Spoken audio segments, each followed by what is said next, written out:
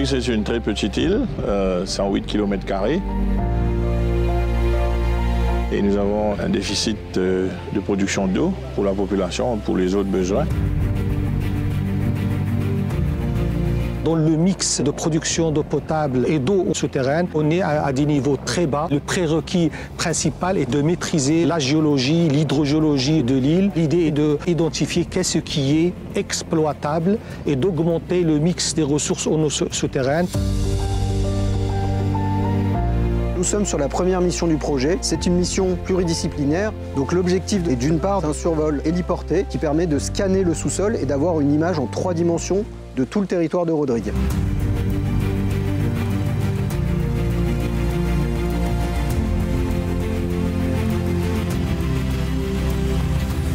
D'autre part, nous réalisons des relevés hydrogéologiques sur le territoire, la finalité étant vraiment de comprendre comment fonctionnent les eaux souterraines à Rodrigue.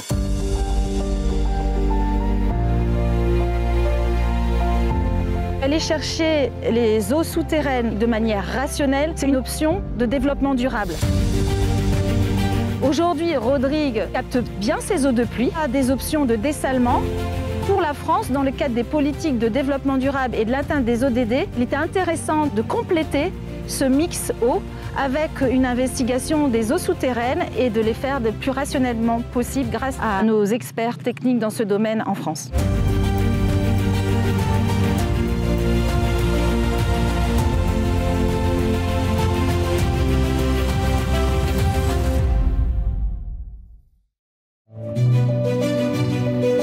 L'eau, c'est le problème numéro 1 quotidien des Rodriguais. Dans le pire des cas, les sécheresses, les gens vont recevoir l'eau pendant 1 heure ou 2 tous les 3 mois. Donc c'est inacceptable. On a ramené ça, dans le pire des cas, à 1 mois. Et là, avec les réformes qu'on fait, on ramène ça à 15 jours, ce qui est déjà très satisfaisant pour certains. Le problème, on n'a pas de l'eau une fois, parce que dans 2 mois, 3 mois, une fois d'eau. Vous achetez un bassin pour conserver de l'eau, mais sinon... Donc les gens s'organisent différemment, les gens vont soit aller chercher de l'eau sur des petites sources. Il y a aussi des camions-citernes qui sont proposés par les organisations, par les autorités de Rodrigue. Soit récupérer l'eau de pluie, donc ça c'est quelque chose qui est très présent à Rodrigue. Les gens se débrouillent, ils vont faire par exemple la lessive dans les rivières. Par contre, la ressource, c'est un véritable sujet. Identifier de nouvelles ressources, de savoir où est-ce qu'elles se situent, et puis surtout comment les exploiter, c'est vraiment le cœur de notre projet. Et l'idée étant de pouvoir proposer, d'aller vers une meilleure connaissance de cette ressource. Rodrigue, c'est une île volcanique qui a 10 millions d'années. Les îles volcaniques les plus jeunes ont quelques millions d'années, 3 millions d'années pour La Réunion par exemple. Les îles volcaniques âgées, ce sont des îles volcaniques dont les laves sont altérées et dont les laves ont perdu une partie de leur perméabilité. Et finalement, on a moins d'eau, on a moins de stockage d'eau dans ces laves altérées. Cela peut expliquer que la productivité des forages est relativement faible et qu'il n'est pas évident de trouver des ressources en eau sur le territoire.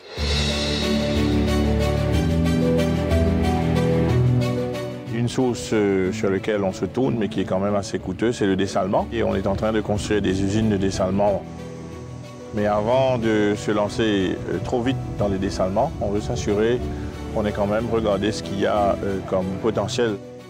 Les ressources en eau souterraine de Rodrigue sont méconnues, premièrement, et ne sont pas assez exploitées, parce que justement, on ne sait pas quel est le potentiel.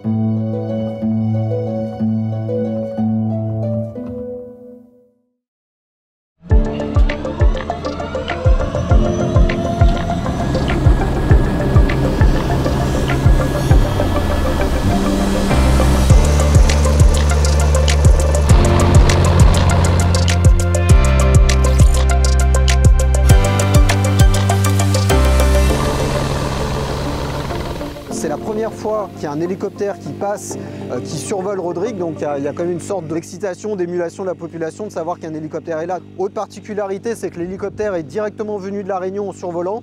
Donc on se posait la question, est-ce qu'on doit démonter l'hélicoptère, est-ce qu'il doit venir sur un bateau? Donc c'est la première fois qu'il y a ce trajet-là qui se fait, et avec un survol aussi précis sur Rodrigue.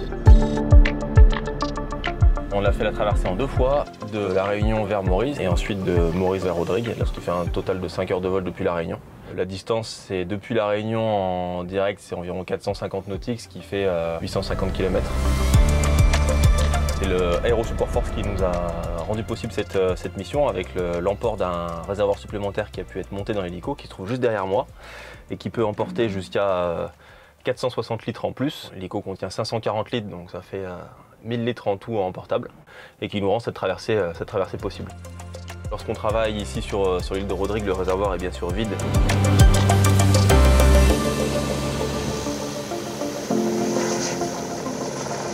C'est un projet où on se retrouve à faire beaucoup de choses pour la première fois. C'est la première fois qu'un hélicoptère arrive, donc un premier survol sur tout le territoire de Rodrigue. Et puis c'est la première fois aussi, dans un contexte plus général, qu'on va avoir l'image de la totalité d'une île en 3 dimensions, plus loin que le niveau marin.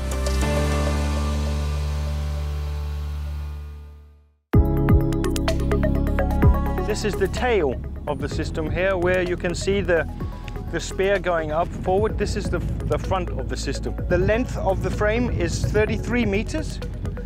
The width of the frame is 17 meters. What happens is, from our generator, the power will be sent down through this cable here. This cable will create our primary magnetic field in the ground. We will turn it off very fast. We're doing this, and on this present setup, it's 25 times a second.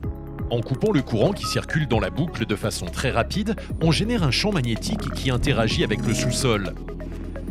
Il crée des boucles de courant qui vont générer un champ magnétique secondaire qui remonte et que l'on va enregistrer dans les capteurs situés à l'arrière du dispositif.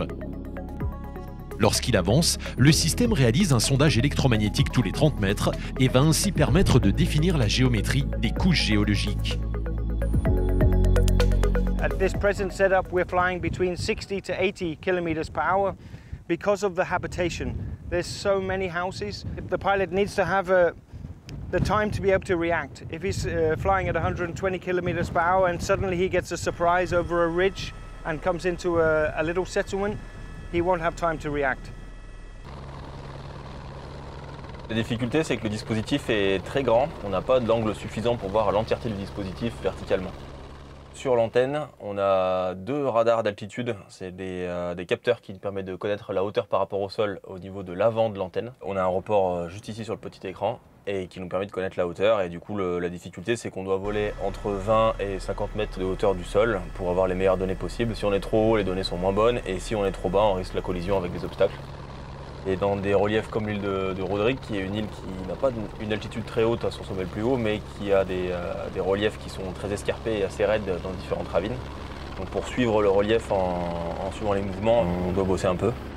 Surtout avec le vent et la tempête tropicale qui nous passe juste à côté, ça ne simplifie pas la tâche.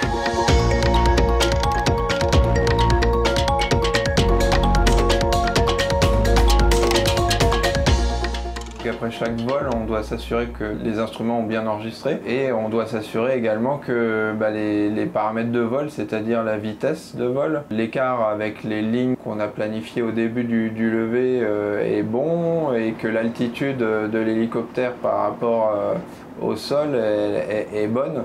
Et ensuite, on doit également vérifier qu'il n'y ait pas des bruits qui nous paraîtraient suspects et que la donnée est bonne et prête à être interprétée. Here is a very interesting body because we have a resistive body above a conductive layers. Yes, it's a very good configuration to find water.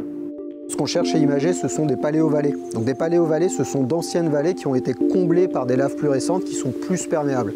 Alors pour les identifier, on les voit en géophysique. Par contre, ensuite, il y a une nécessité d'aller sur le terrain pour vérifier si effectivement ça correspond bien aux images de la géophysique.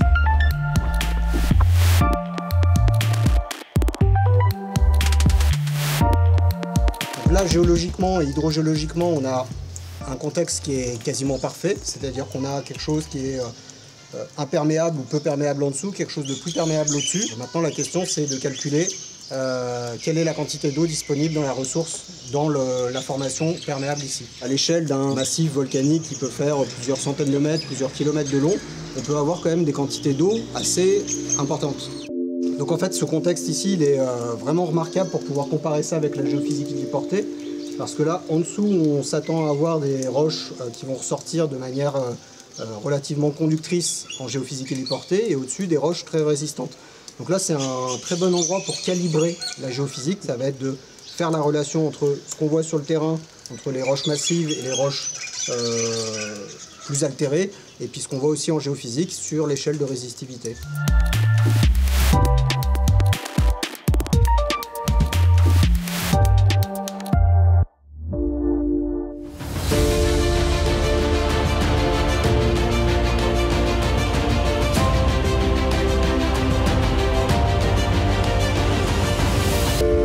On vient de terminer la phase d'acquisition géophysique.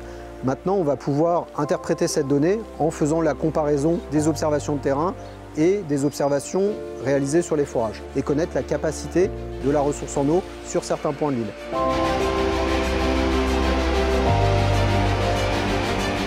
L'objectif étant ensuite de pouvoir extrapoler à l'échelle de l'île grâce à la géophysique héliportée. Il y a également une étape qui est importante, c'est la formation des agents en charge de l'eau sur Rodrigue. Le BRGM travaille sur la ressource en eau souterraine et l'idée est de transmettre ces précieuses connaissances à l'Assemblée régionale de Rodrigue. Nous finançons un prêt de 200 millions d'euros de politique publique à Maurice. Donc 30 millions doit revenir à Rodrigue. Que ce soit Maurice ou Rodrigue, ils subissent les conséquences du changement climatique mais n'en sont pas forcément responsables. Donc au niveau international, il y a une volonté d'entraide entre les pays qui ont influencé le climat et ces pays beaucoup plus petits qui en subissent. Et c'est un devoir quelque part de nos pays d'aider ces îles amies.